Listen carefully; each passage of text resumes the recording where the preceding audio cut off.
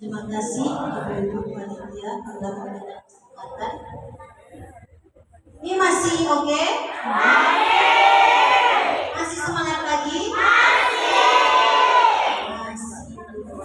Itu yang perlu ya, meskipun sudah menjelang siang, tapi semangatnya masih harus tetap semangat lagi. Baik, Assalamualaikum warahmatullahi wabarakatuh.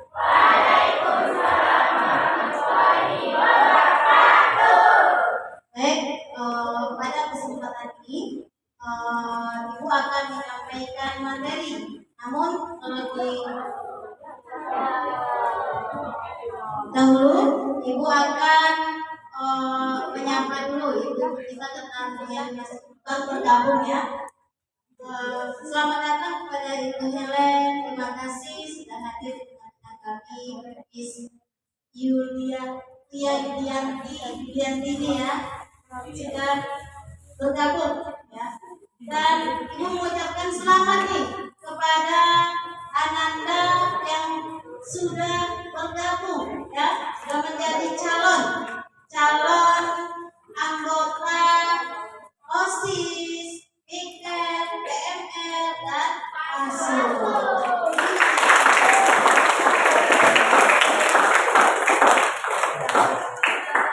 Masih calon ya.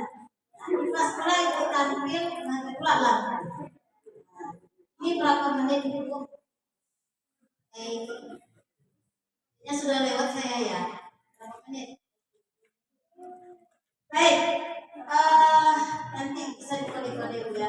Nah, ini sebelum Ibu lanjutkan materinya, tadi kan sudah berpasangan nih sama Miss ya. Boleh deh, masih berpasangan. Kita tepuk-tepuk aja sedikit ya. Tidak berhadapan tapi menghadap ke depan aja, tapi di samping pasangan. Tidak boleh jauh-jauh dari pasangan ya. Tepuknya kita tepuk cinta. Tepuk cinta. Cinta kecil, cinta sedang, cinta besar. Ini pasangannya bisa. Yang tidak dapat pasangan yang masih jomblo boleh sendiri apa ya. Oke, bisa? Tepuk cinta. Cinta kecil, cinta sedang, cinta besar. Oke, semua silakan dulu.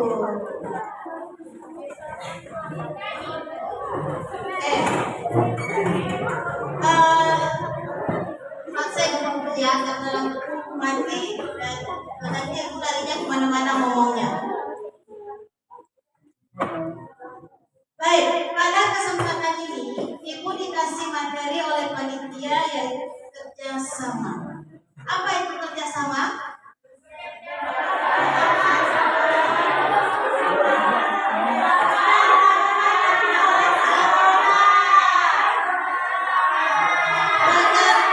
Bekerjasama itu adalah dua orang atau lebih yang saling bekerjasama melakukan suatu kegiatan untuk mencapai tujuan yang sama. Oke, nah penting nggak itu di dalam organisasi? Sangat penting ya. Jika tidak ada kerjasama dalam organisasi atau apapun itu, maka tidak akan menghasilkan yang baik yang akan terwujud. Tidak bisa main sendiri-sendiri, tapi harus ada kerjasama. Nah, sudah tahu semua ya apa itu kerjasama. Jadi materi kali ini adalah kerjasama dalam tim. Itu adalah untuk membangun sebuah organisasi agar menjadi kuat dan untuk sukses bersama. Oke. Nah, tadi sudah kita bahas pentingkah itu kerjasama, karena itu penting, karena itu merupakan fondasi ya, fondasi suatu kegiatan lah itu kerjasama. Ya. Untuk kerjasama dalam tim itulah yang akan menyelesaikan pekerjaan yang lebih cepat, ya, efektif, menghasilkan ide-ide yang kreatif, ya, meningkatkan kualitas hasil yang akan kita capai. Nah, kalau terjadi kerjasama yang baik, itulah tujuan dari kerjasama. Apa prinsip kerjasama? Nah, prinsip kerjasama itu ada 3. Yang pertama itu adalah komunikasi terbuka dalam organisasi. Jadi artinya komunikasi terbuka ini kita bebas memberi pendapat, ide-ide, ya. Ini komunikasi. Jadi tidak ada nanti miskomunikasi.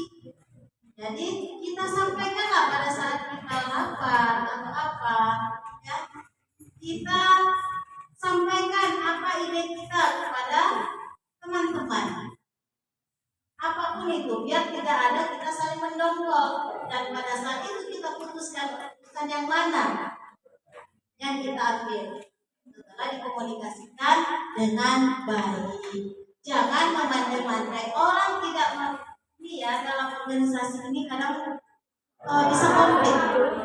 Nah, bisa konflik. Kenapa?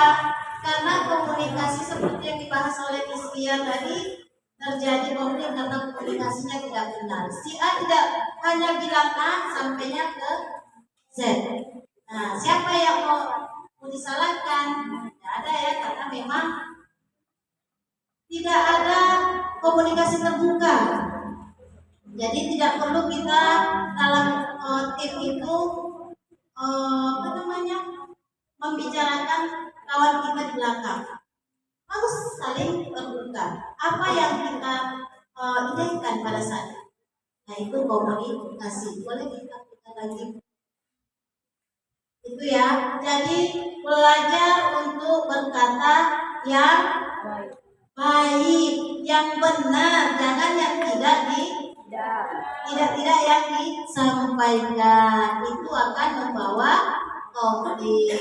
Itu yang akan memecah kerja sama, ya. Nah, kemudian ada yang namanya saling percaya. Nah, saling percaya di sini maksudnya itu kita percayakan kepada kawan-kawan kita satu tim ini. Dalam ini kan bidangnya beda-beda nih. Contoh ada kegiatan, ada yang menjadi sekretaris, ada di bidang yang humas, ada di bidang apa lagi? Keamanan. Ya, percayakan saja. Ya, saling percaya. Tetapi sebagai pemimpin, ketuanya mungkin siapa yang menjadi ketua saat itu lagi, ditanya lagi sampai mana ya, kerja tim kita ini. Saling mempercayakan si kawan kita masing. Tidak perlu kita menggibahi setiap hari ini seperti ini, itu seperti itu. Tidak perlu. Kita di bidang kita masing-masing saja. Percayakan saja. Ya. Nah, jangan sampai kita menjadi kader-kader seperti itu. Itulah yang akan memperburuk suasana dan tidak terjadi tidak menghasilkan yang lebih baik. Ya. Kita bekerja tapi saling mendongkol hatinya karena tidak benar ya komunikasinya. Kemudian yang ketiga adalah tujuan utama. Nah, dalam kerja tim itu tentu memiliki target yang sama, tidak memiliki target lain, hanya satu. Nah, tidak boleh si individu ini ada tujuan tersendiri, bergabung di sini di dalam tim ini karena ada tujuan tersendiri. Tidak boleh seperti itu ya. Ini belajar dari sekarang ya, organisasi ini sama halnya nanti kalau sudah berada di lingkungan masyarakat seperti itu juga ya. Jadi dari sinilah dasarnya kita belajar dari hal-hal yang kecil. Nah, jadi prinsip kerja itu tadi ada 3 ya. Komunikasi terbuka, biasakan komunikasi terbuka, tidak ada yang tertutup lah, transparan lah dengan tim kita sendiri, ya. Nah, apalagi saling percaya dan tujuan bersama. Oke, next. Apa manfaat sinergi dalam tim? Nah, ini ketika dalam tim itu mampu bekerja sama, maka akan menghasilkan manfaat yang luar biasa. Yang pertama itu hasil kerjanya pasti lebih optimal. Ya, kenapa? Karena dalam kerja tim itu tidak sendiri, tapi berdua atau lebih. Nah, masing-masing dari individu ini pasti memiliki ide-ide, keterampilan masing-masing, pengalaman masing-masing. Nah, makanya bisa menghasilkan kerja lebih optimal. Seharusnya misalkan itu tidak bisa dengan IT, ada teman kita yang mampu. Nah, jadi tentu kita membagi sesuai dengan kemampuan kita, sehingga menghasilkan hasil yang baik. Kemudian yang kedua ada penyelesaian masalah lebih cepat. Penyelesaian masalah lebih cepat ini maksudnya dengan dua orang atau lebih tentu memiliki sudut pandang yang berbeda-beda di setiap ada permasalahan. Nah, ketika kita berkumpul dalam suatu organisasi membahas masalah, masing-masing bisa, ya, sampaikan sudut pandang kita masing-masing untuk menyelesaikan masalah. Nah, itulah yang bisa membuat cepat masalah kita terselesaikan. Nah, tidak ada kita sendiri-sendiri. Itu tidak ingin lagi melihat seperti itu. Ya, ada kelompok dalam kelompok itu tidak sehat. Organisasi seperti itu. Yang kita satu, tujuannya satu. Oke, meningkatkan kreativitas dan inovasi. Nah, maksudnya di sini sama masing-masing pasti memiliki kreativitas tersendiri. Nah, dengan banyaknya kita akan menambah kreativitas yang ada, membuat luas wawasan kita. Kemudian meningkatkan produktivitas. Nah, ini meningkatkan produktivitas artinya tidak ada nanti anggota yang tidak ikut serta dalam kegiatan ataupun mungkin ada event tertentu. Kita kasih semua fungsinya masing-masing sehingga aktif, ya. Tidak ada yang itu aja orangnya yang ikut dalam panitia. Tapi silakan sesuai dengan organisasinya masing-masing. Masih tahu nih yang mana yang mau di bidang ini, bidang A, bidang B. Nah, ya disesuaikan saja. Kemudian memperkuat hubungan antar anggota. Nah, kenapa? Ini dengan seringnya kita bertemu, ya, dengan seringnya kita bertemu, tentu saling komunikasi yang baik, saling menghargai, ya meskipun sama teman sendiri. Ibu mengingatkan kembali, biasakan mengatakan hal-hal yang jujur saja. Kalau dari sekarang tidak Anda perbaiki diri kita, kualitas diri kita sampai tua dan seperti itu, kita dengan mudahnya menyalahkan orang, ya. Artinya kita harus dengan tanggung jawab apa yang telah kita lakukan, ya, manfaat dalam diri. Next. Oke.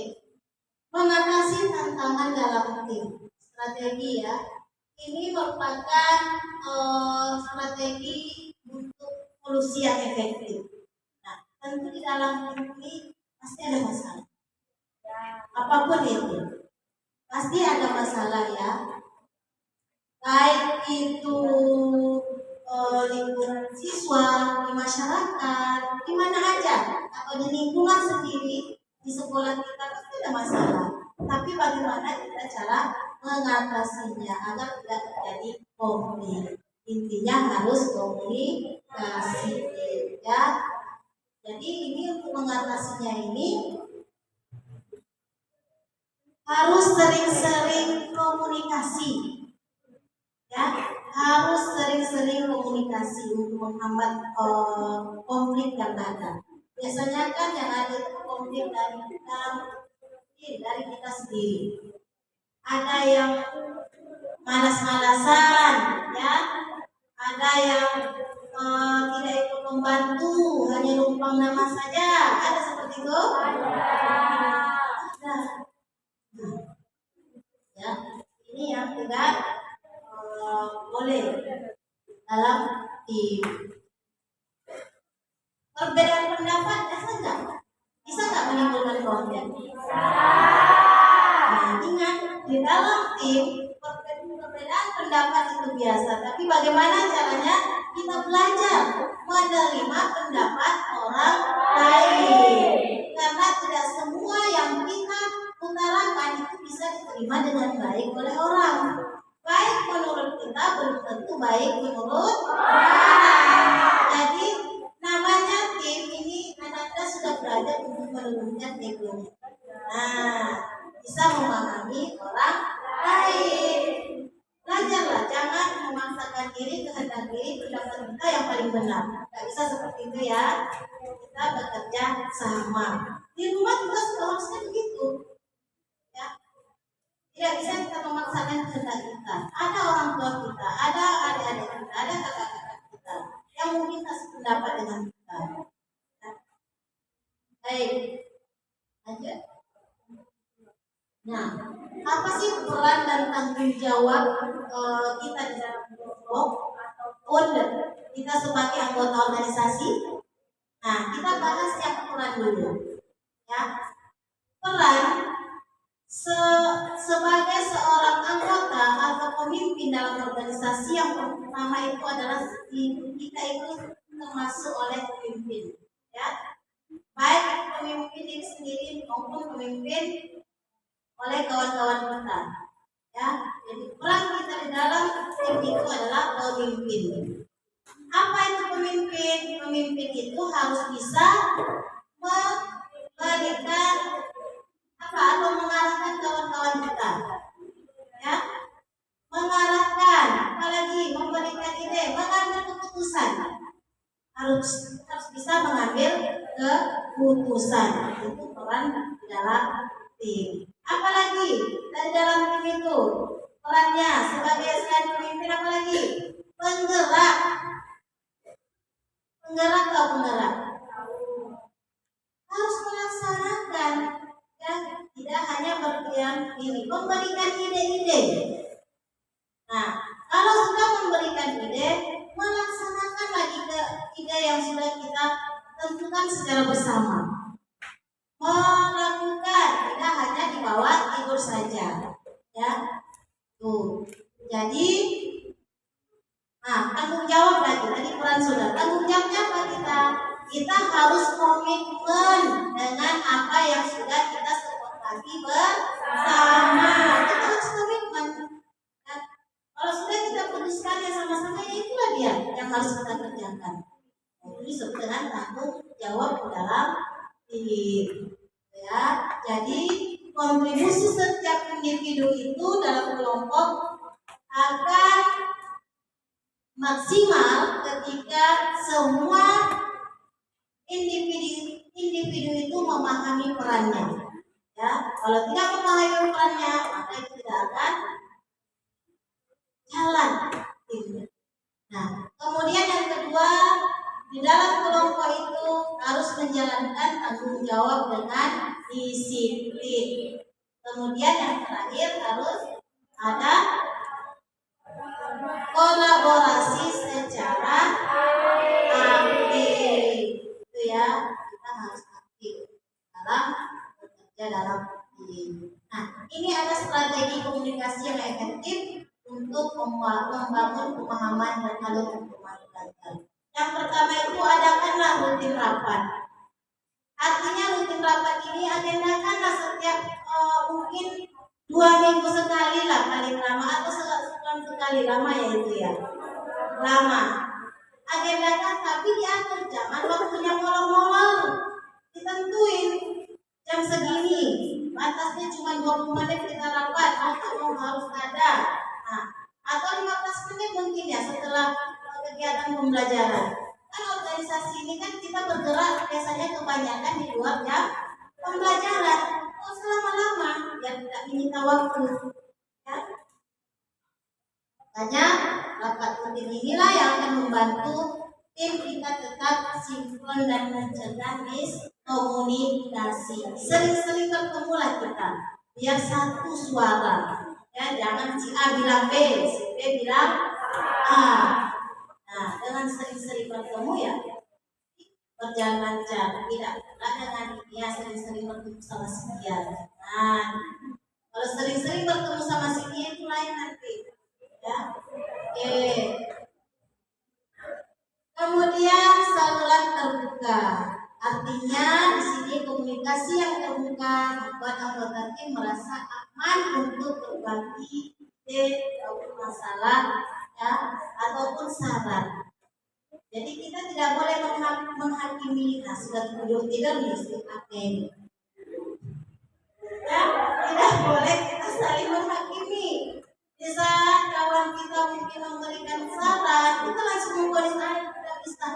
Nah, kita tampung semua, kita komunikasikan semuanya kepada baik, ya, supaya kawan-kawan kita ini terbiasa untuk menyuarakan apa ide-idenya. Jangan kita langsung cut, oh itu tak bagus, jangan, ya kita tampung lebih dahulu. Oke, kemudian ada umpan balik, artinya menerima umpan balik dalam itu adalah kunci peningkatan kinerja individu dalam tim. Nah, usahakan di setiap suatu event atau kegiatan yang kita lakukan itu ada evaluasinya lah, ya harus ada evaluasinya. Kira-kira yang kita lakukan kemarin apa yang kurangnya?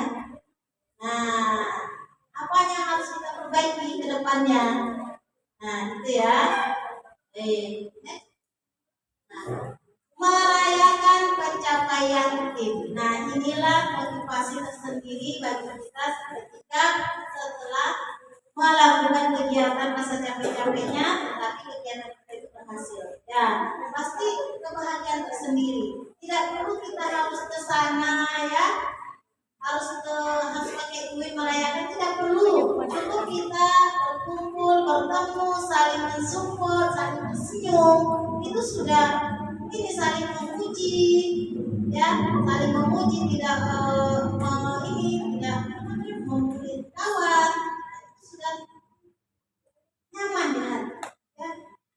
Enak kita memulainya lagi karena kita merasa sukses kemarin. Tidak pun sukses, kita harus saling memotivasi. Oh, nanti ini yang kita perbaiki ke depannya. Nah, seperti itu ya. Oke. Habis itu saja. Terima kasih ya. Mari terus berkolaborasi untuk mencapai tujuan kita. Ya, semoga anak-anak di sini nanti amanah.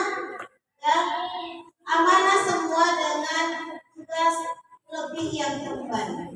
Ya, karena anak-anak masing-masing pasti sudah tahu konsekuensinya. Dengan masuk organisasi pasti waktunya akan tersita di luar jam pelajaran dan capeknya itu lebih dibanding yang tidak ikut organisasi.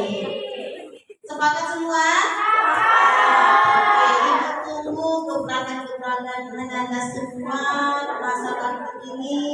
Kita tampilkan yang terbaik untuk di organisasi kita masing-masing, ya. Keluarkanlah ide-ide, komunikasikan dengan baik. Itu saja untuk hari ini. Assalamualaikum warahmatullahi wabarakatuh. Waalaikumsalam.